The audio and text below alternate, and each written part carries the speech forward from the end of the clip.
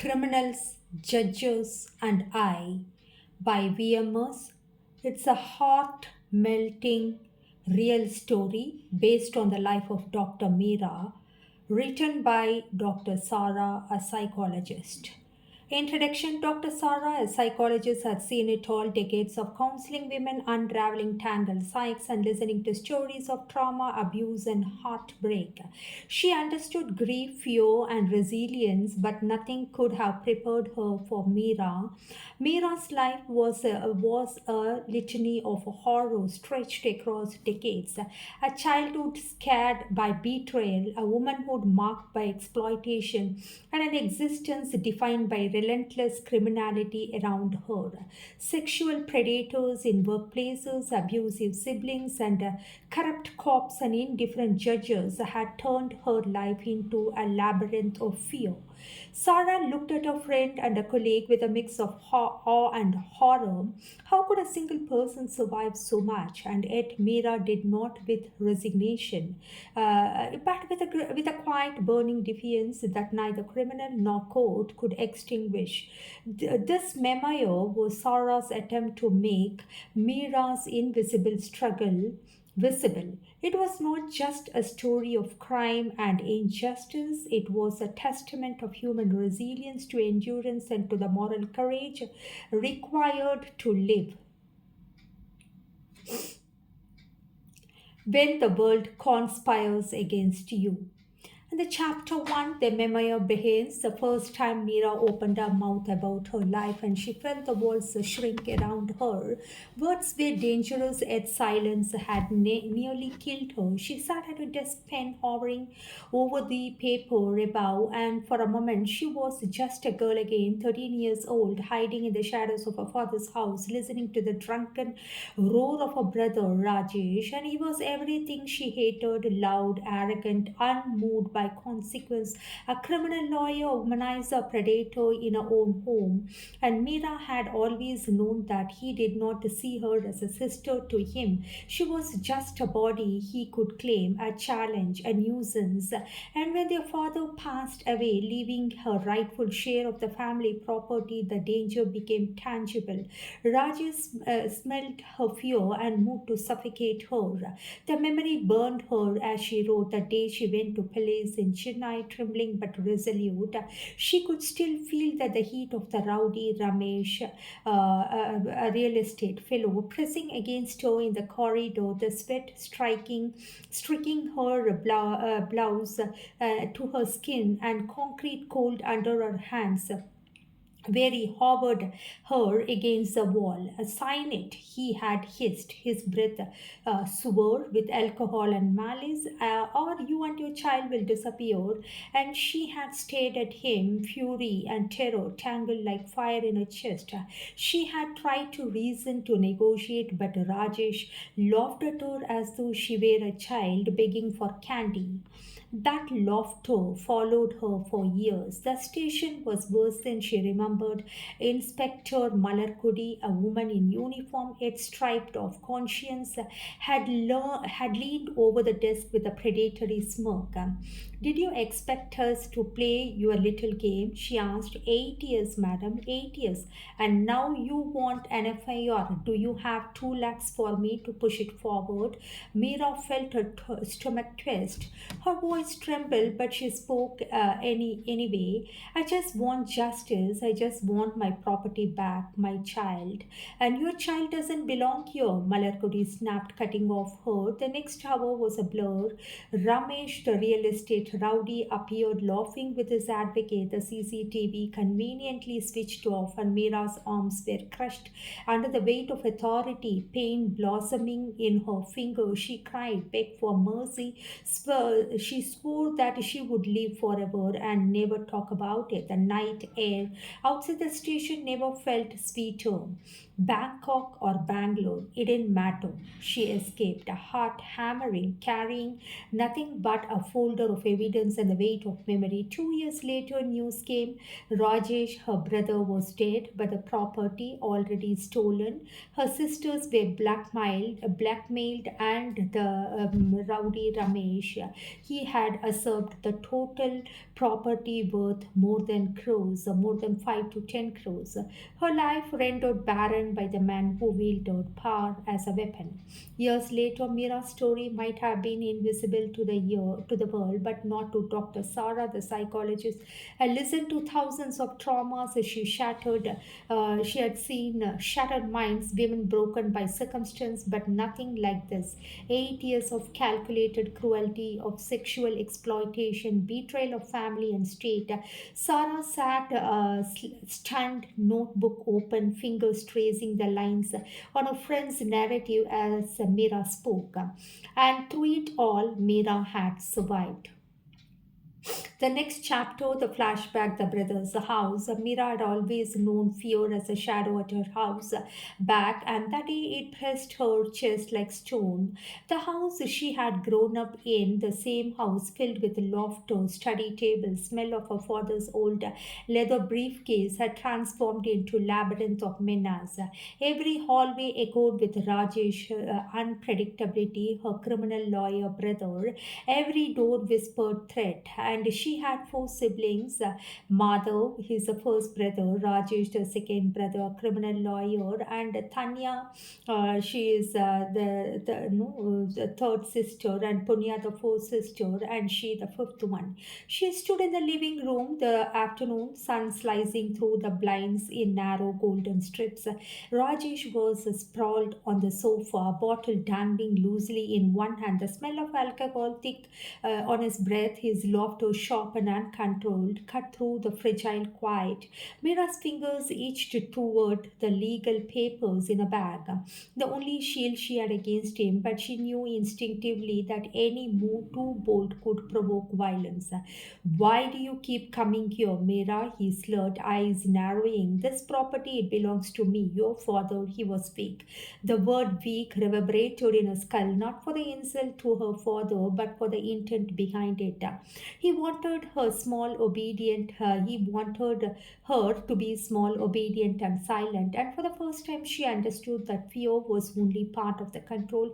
Hatred and entitlement were stronger. Her voice, when it came out, trembled, but it did not break. It is my share, Rajesh.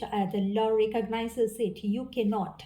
He interrupted with a blank bark of laughter, then lunged suddenly. Mira stumbled back, heart hammering, breath caught in her throat, the scent of alcohol, unwashed sweat, and something metallic, the threat of blood flooded her senses. She remembered the lessons drilled in her by survival: make space, watch hands, keep your back near a wall.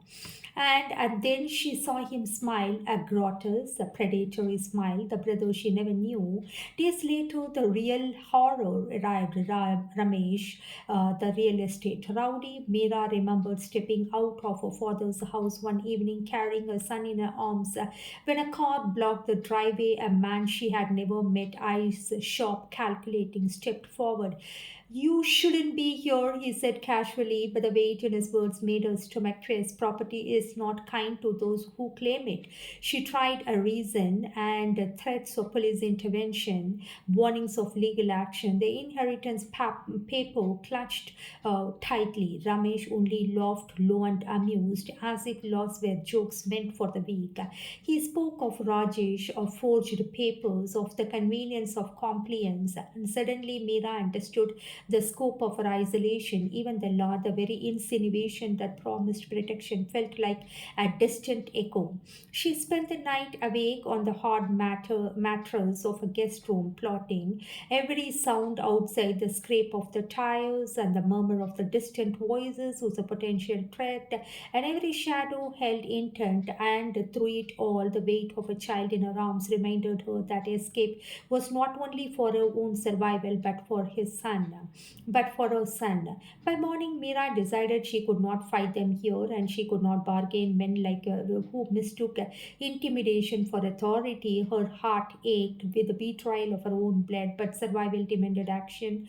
And she packed lightly and the papers that proved her claim, a few essentials and fragile hope that Bangalore could offer safety. And she stepped into the early morning mist. Mira felt a strange clarity, the house, the brother, the threads that would not define her. She would not vanish quietly. Her fingers closed around her son's small hand.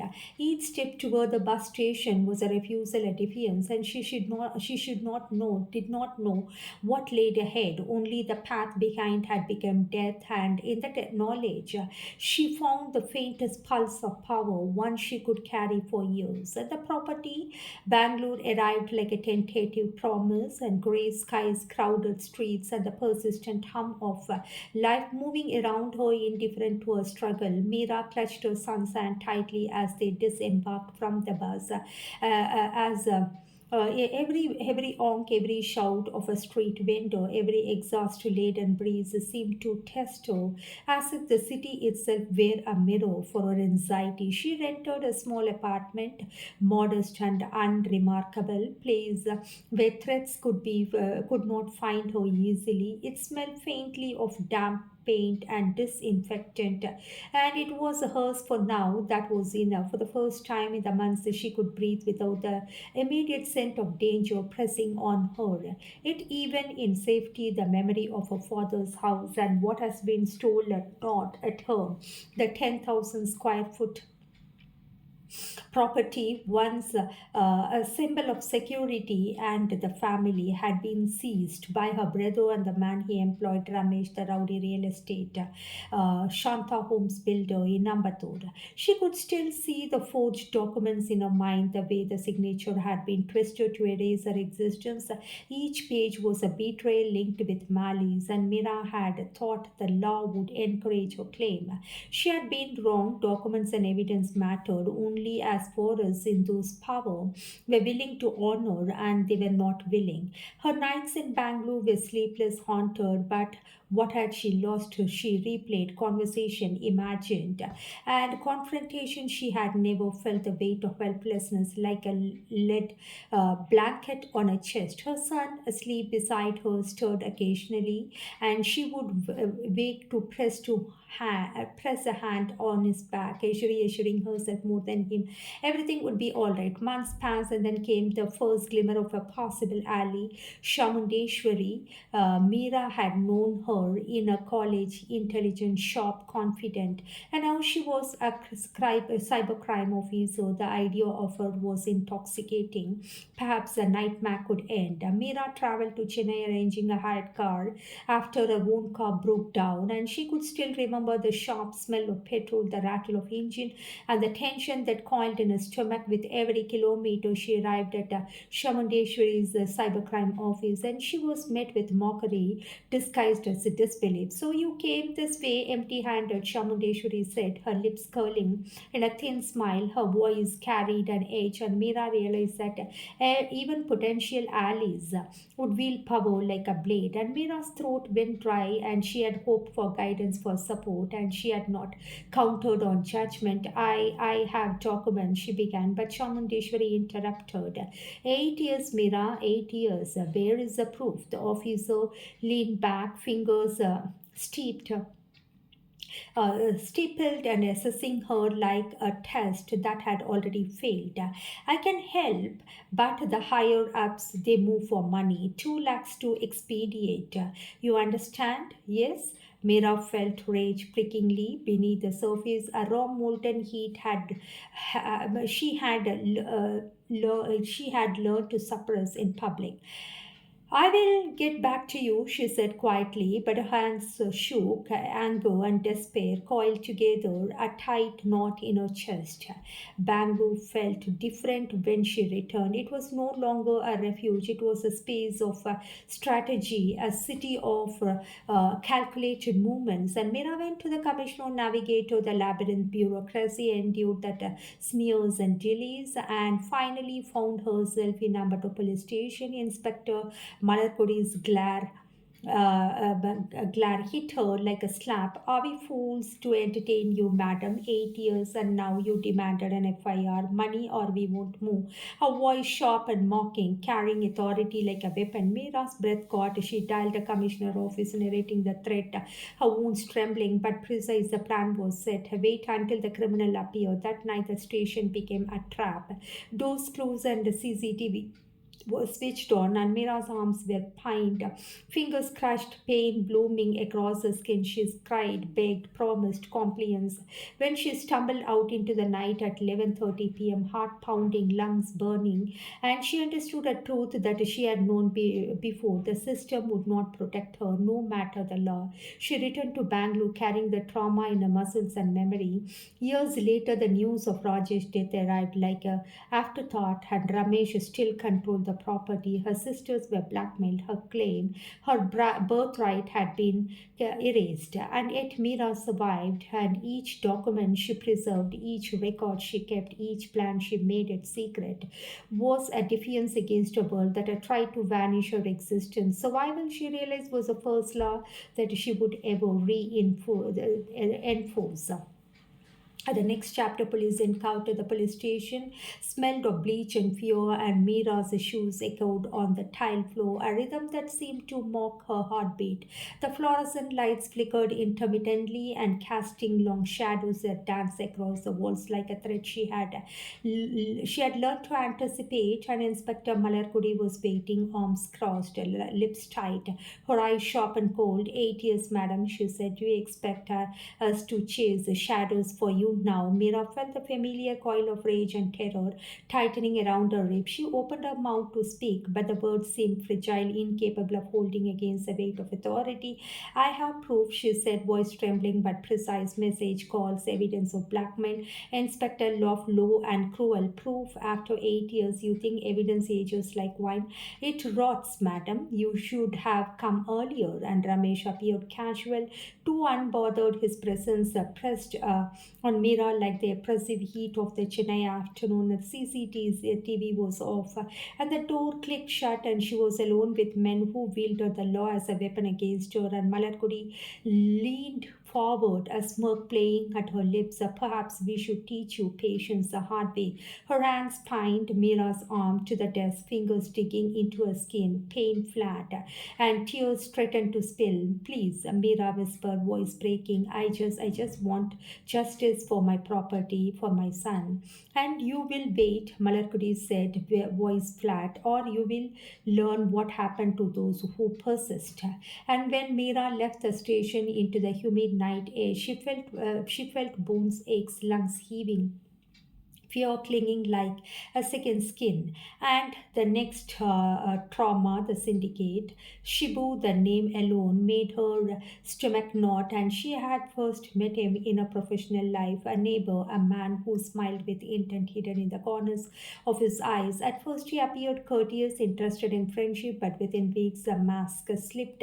Mira learned quickly that Shibu was part of something larger, a network of power, wealth, cruelty. His gang included Biju, Asha, Rita, Sunil, Naintara, Nisha, and George, and others. A collective of predators disguised in the civility of family and business. They trafficked, influenced women, memory, money, and fear like commodities. One evening, she discovered the depth of their depravity: a spiked drink, a room emptied of witness, and the correction of a body for their amusement. Her mind recoiled, shaking, while camera recorded her autonomy carefully stripped frame by frame. The phone calls began, numbers she did not know, voices she did not trust, threats veiled as casual conversation. And we know where you are. Don't forget your own shadow you walk through. Mira forced herself to breathe, to think, to strategize. Survival became her only metric of success. She documented every message, every recording, every interaction carefully, meticulously, knowing that the system might fail her, but paper and memory could not corrupt her. But 4 months later, she walked into the police station, heart thundering, and tried to lodge a complaint. Inspector Shankar, another predator in uniform, demanded details over and over, pressing her to demonstrate what had been done. Mira's stomach revolted, her voice trembled, but she contained herself. And Chinnappa, SI seemed almost to savor the narrative, consuming her words with a voyeuristic fascination. Shankar asked for money for sexual favors, and as if extortion could replace justice, Mira refused. She left in the tears, and she did not retreat. And she went to the commissioner. Finally, an FIR was registered, and even the law felt like a fragile promise in her hands, a promise easily broken, manipulated, and delayed. And the police station was a crucible. Mira entered again, this time fully aware of the danger. The walls smelled of sweat, damp uniform, and distinct infectant. The fluorescent lights burst and steady and menacing. Her hands were cold, her heart raised, and Inspector Malarkudi, her nemesis in uniform, was at her desk scowling. You again, she said. Do you enjoy humiliation, madam, or we a joke to you? Mira swallowed. She felt the old terror, but beneath it a spark of defiance. And she has survived worse. She had outlived predators, survived her brother's wrath, navigated the gang's abuse, and escaped. And she would survive this too. Sir, she said, addressing a senior officer, I'm here to file a complaint. My evidence is complete. And Malarkudi laughed, a short, cruel bark. Evidence after 10 years. You must be joking. And hours passed like stones. Amira's back ached from the hot chair. Her fingers were numb, but clutching the papers. Each clerk's glance felt like judgment, each cough like mockery. She repeated her story over and over, and every time refining it, each time containing the tears that threatened to betray her. By midnight, the pattern was clear: delays, threats, intimidation. Every procedure designed to exhaust to silence. But Mira had learned the language of survival. She spoke, she recorded, she documented. Not for victory, there was no guarantee, but for persistence. When she left the station, the night air hit her like a wave, humid and thick. She breathed deep, tasting freedom briefly. And before the memory of that, what she had endured returned, the city felt alive, indifferent, and dangerous. But she was still alive too. And in that survival, Mira found the smallest assertion of power. She had not vanished. In the next chapter, continuation of Shibu's case, the judge, the courtroom smelled of polished and state authorities. Mira's shoes clicked against the floor as she entered, her son safely at home, her heart hammering in anticipation and dread. She had faced criminals, corrupt police, predatory colleagues, but nothing had prepared her for the theater of judgment that awaited her here. Judge Kamashegar sat at the bench, larger than life, his robe draped like a shield of power. He did not look at her as a survivor. He looked at her as an accusation in motion, and flamboyant, impatient, and steeped in a male chauvinistic worldview. He was the embodiment of the system that had failed her.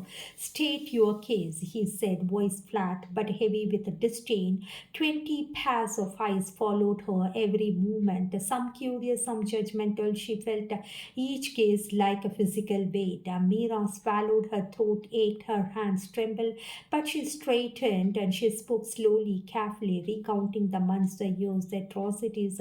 Every word felt like a piece of her being ripped open. And Kamashegar's laughter cut through her narrative. Gold digger, opportunist, habitual complainer. His questions were not queries, and they were verdicts disguised as interrogation. Shame and anger surged and mingled with a bitter taste in her mouth. Tears threatened, but Mira held them back. Each accusation, each disbelief was another reminder. Survival had always required strategy strategy, not just courage.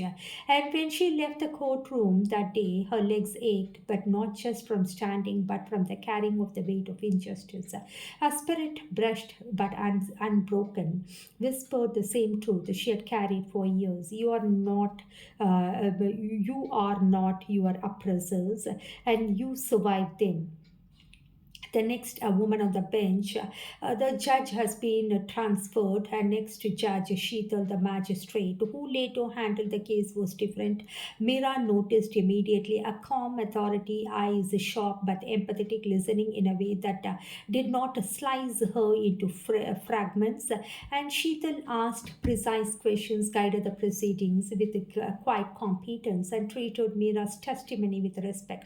For the first time, the courtroom did not feel like a cage. Mira spoke freely, her voice steady, her hands unclenched. She narrated events that had haunted her for decades.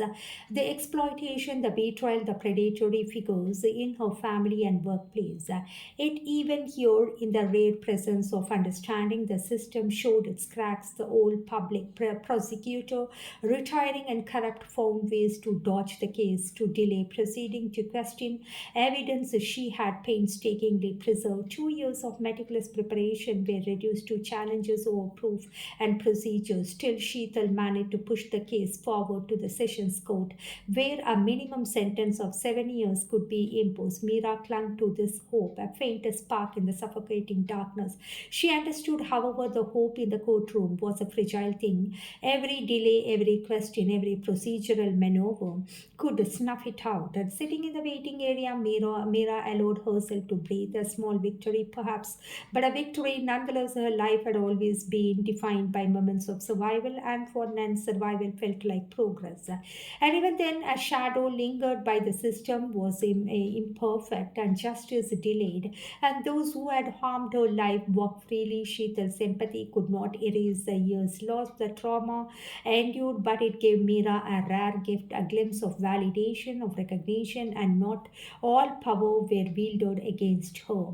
And she felt the courtroom the day. Mira understood lesson she carried her entire life. Even in the darkest halls of authority, one must find light where it exists, a lesson guides survival, and if not, the redemption. Next to the delay, time in the courtroom stretched like molten metal. Days became weeks, weeks became months, and months bled into years. Amira had countered every delay, every adjournment, and every excuse as if it were a personal assault. Sitting in the stale courtroom air, she felt the weight of indifference pressing down. Judges shuffled papers with a detached precision. Lawyers spoke in measured tones, and clerks murmured bureaucratic rituals that seemed designed to make her disappear. Her own voice had grown steady over time, but her hands still shook. Each time she presented evidence, messages, audio recordings, her meticulously preserved documentation, she was met with questions that pierced scalpels. Do you have eyewitnesses? Is there physical proof? Are you certain? Where is the medical evidence? She was certain, and it certainly meant nothing when power had already decided the outcome. Mira's internal monologue became a battleground, rage against those who had wronged her, despair at the system, fear for her child, and an obsessive calculation of every step she took. She memorized the patterns of gods, the timings of court sessions, the gaps in security, all as preparation for survival in a place that called itself justice. During these long waits, she reflected on the cruel irony. Justice, the thing, had dedicated herself. A thorough, meticulous documentation had become an endurance test. And every delay, every procedural dodge was a small, deliberate erasure of her life's experience. And yet she endured, if only to prove, first to herself, then she would not vanish. Next, the work became both refuge and battlefield. Mira threw herself into a professional life, founding her academy, teaching and guiding young minds. The smell of chalk, the hum of fluorescent lights, the low murmur of students' voice.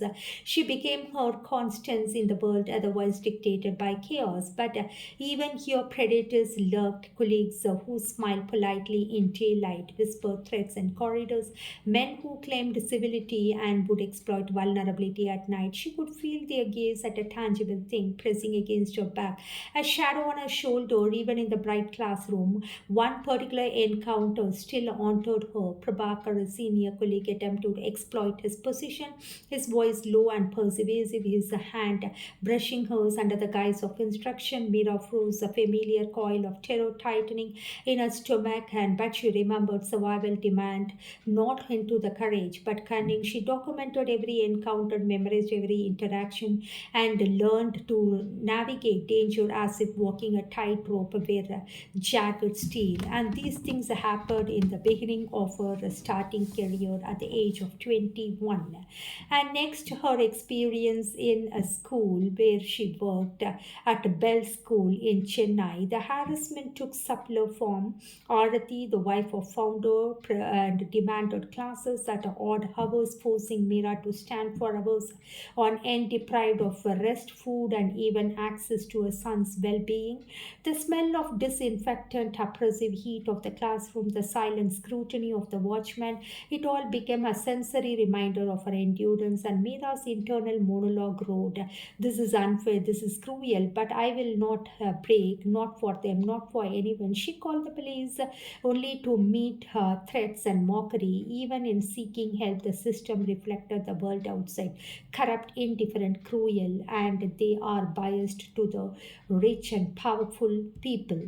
And her final act of defiance at Bell's school was quiet but absolute. She resigned. She packed her belongings, held her son's hand, walked out, not with tears but with the silent rage of someone who had survived repeated violation of trust. And she left a system that rewarded cruelty and turned to one that at least offered the possibility of autonomy, her own future.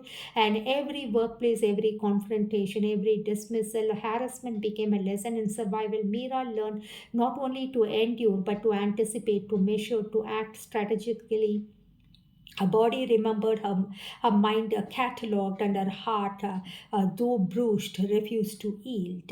And lastly, the leaving, the packed bags felt heavier, and then they should each time the contained of not just clothes or documents, but pieces of life. Mira was abandoning not by choice but by necessity. The city of Chennai, with its noisy streets and suffocating heat, had become a crucible that she could no longer endure. Her son clung to her, small fingers curling around hers with a trust that she could not betray. The Mira's chest tightened. Leaving was compound of fear, and fear of unknown, fear of those she was escaping, fear of repeating cycle, harassment, and betrayal.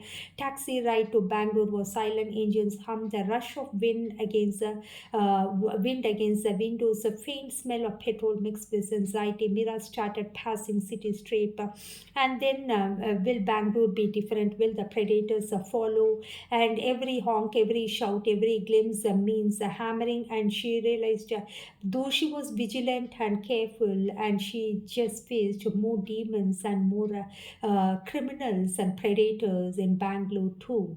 And as a mother, she had always been a double-edged sword for Mira, and her child was her anchor, the reason she endured, but also her greatest vulnerability. Every predator she had faced seemed to sharpen in the presence of her son, every threat magnified by the knowledge that he depended on her. Sitting by the small kitchen window, Mira watched him play with a toy car. The sunlight caught the strands of his hair, and for a brief moment, the world outside, the corrupt police, the predatory colleagues, and gang of criminals felt distant. But even in this fleeting peace, anxiety coiled tightly around her heart.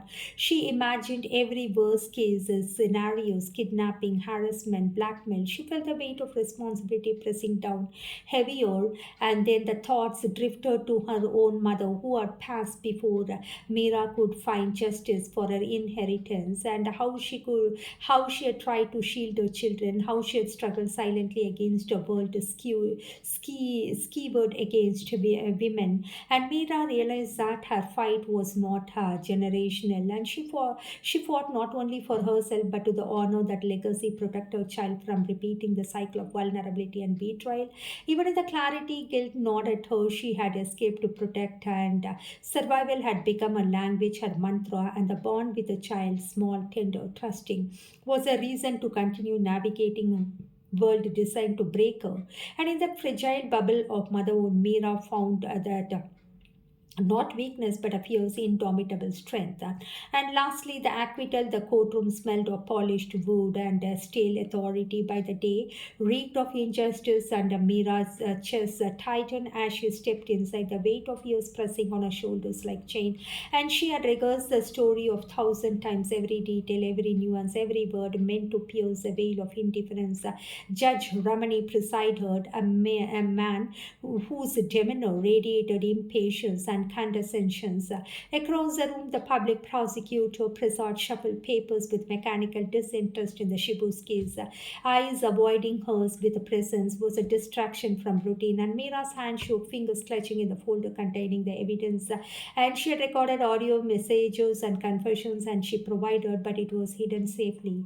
And the self-incriminating proof of Shibu's crime. But somehow, in that theater of law, proof was only as good as though willing to acknowledge it. Her voice, steady and clear, recounted years of abuse. Each sentence carried the weight of trauma, the memory of every violation, every betrayal.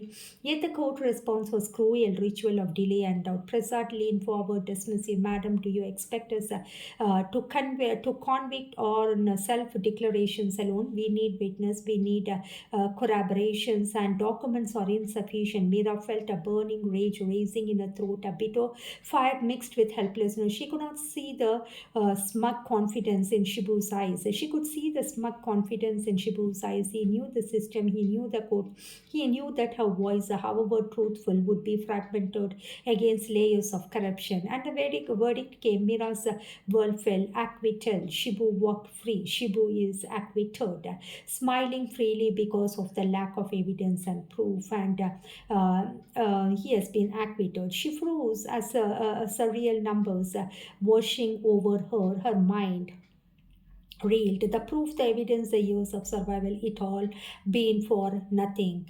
Under the doubt of criminal, he has been acquitted. Tears pricked at the corners of her eyes, but she refused. Let them fall. She had survived the predators. She had survived corrupt police and indifferent judges, and she would survive this too. But the court decision carved a scar deeper than any physical attack. Justice delayed. She thought bitterly, and for me it was denied too. The aftermath, leaving the courtroom, and the humid in the Bangalore hair felt suffocating, heavy with the scent of exhaust, despair. Mira walked slowly, each step a meditation on survival, each breath a defiance of rage and grief. She replaced the trial in her mind, and Judge Kamashekhar ridiculed Ramani's indifference, Prasad's calculated avoidance, the insinuation that she had fabricated her suffering. Each memory was a wound, yet each wound was a testament to her endurance. Back in her apartment, she sank onto the floor, her son playing quietly nearby. She traced the lines of his face, memorizing the contours of innocence. Trust she had fought to protect. Survival was no longer about reclaiming property, securing justice. It was about preserving life, preserving love, and preserving the self. The trauma lingered unrelenting. Nights were restless, haunted by echoes of courtroom, police station, predatory figures. Dreams twisted into nightmares where the shadows of Shibu, Rajesh, corrupt officers merged into one, suffocating the presence. And yet in this darkness, Mira discovered a strange clarity. She could not change the past. The system had failed her. The criminal walked free, but she was still in here, was alive, and the survival there was a quiet power no judge, no predator could extinguish. She began writing again, documenting her ordeal, every justice, every moment of fear and courage, and the world that could have not seen her pain. She would make it visible herself. Letters, memoirs, and careful narratives, they became her tools, her weapons, her sulas. And pen has become her weapon than anything else can protect her. As she felt, a pen is mightier than a sword. As she wrote, the question lingered, persistent, unyielding. Will anyone listen? Will justice ever arrive? Or is survival itself the only verdict I will ever receive? And the last chapter, the letter, the small desk in a modest Bangalore apartment had become her confidential and confessional battleground. And a sanctuary all at once. Mira sat there, pen in hand, weight of decades pressing against her shoulders. Her son's laughter floated from the next room, a fragile fragile reminder of innocence she had fought to protect. She began to write, handwriting uneven but exhaustion out of suppressed rage, every sentence troubled with a memory of betrayal, exploitation, suffocating injustice, and that followed her like a shadow. The letter was addressed to the highest office in the land, the Prime Minister of India. So she began, I have survived, I have endured crimes, harassment, betrayal from childhood of my present. I have faced family who should have protected me, and predators in workplaces, corrupt police, indifferent judges. I write not for sympathy, but because the law, the system, those entrusted with justice have failed me. Her hand shook as she recounted the assaults and the stolen inheritance, the harassment, the acquittals, and that were anything but justice. Each paragraph was a mixture of sorrow, fury, and stubborn hope. She paused often, staring at the page, imagining a world where someone would listen, where acknowledgement could act as a slave to years of wounds. And tears blurred her vision as she wrote, each one a testament to endurance. Yet beneath the despair, there was a thread of defiance. Writing this letter was more than a plea, it was an act of claiming a own voice, her own narrative, a refusal to vanish into the void of neglect and corruption. I do not seek revenge, she wrote. I seek recognition. I seek the validation that even those who have power and influence are bound by law. Even if my tormentors remain free, let the record show my truth.